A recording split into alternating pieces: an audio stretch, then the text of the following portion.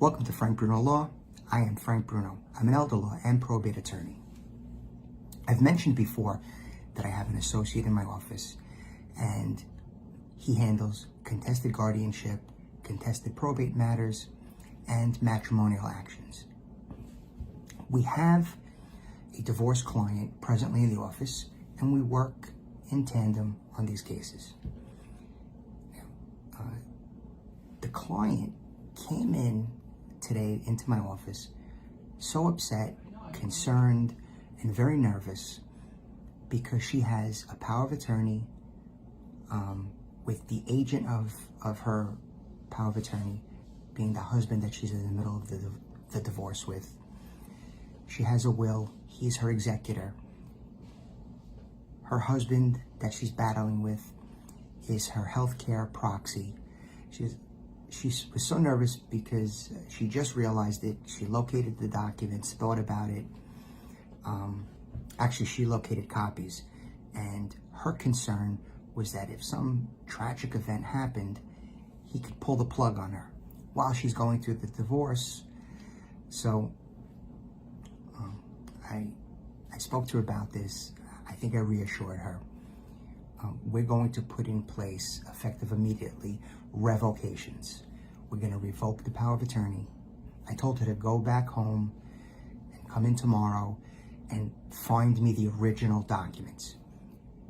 She believes she knows where her original will is. She wasn't quite as sure about the power of attorney, healthcare proxy, and living will. And I was not the attorney that drafted those documents. And her concern was, what if he has these originals and they need, they can be used? And what if he has the power of attorney? So tomorrow, nearly immediately, it was discovered today. She came into the office right away, no appointment, just came in, presented the situation to me. And matter of fact, she had gone to the police first. They told her to speak to a lawyer. She was nervous. Now, she asked me if she had to go back to the lawyer that drafted the documents, and she doesn't. We're in the middle of, my office is representing her in the middle of a divorce. Tomorrow I'm gonna put the attorney for the divorce, for the gentleman, on notice. I'm gonna prepare letters of revocation for these documents. I did request that she went back home. I directed her to go back home and find the original documents.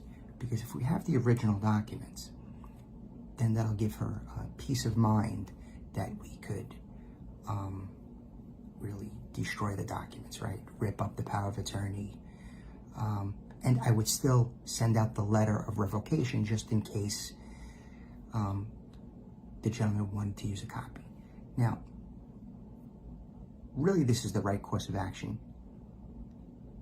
But to further reassure this client or anyone listening, this would require the other person to intentionally commit a fraud, right? If he or anyone was going to use a power of attorney, only having the copy, not the original. And when you use a power of attorney, you have to sign an affidavit, a sworn statement on the day that you're using it, that you know that it's in full force and effect. And I have to believe that if you're in the middle of a divorce, you might think that the power of attorney shouldn't be used. Either way, I told her we're gonna do the old belt and suspenders routine. Right? If you have a belt and suspenders, your pants don't fall down. If we have the originals, we will destroy them, and we'll do letters to the gentleman and to his attorney.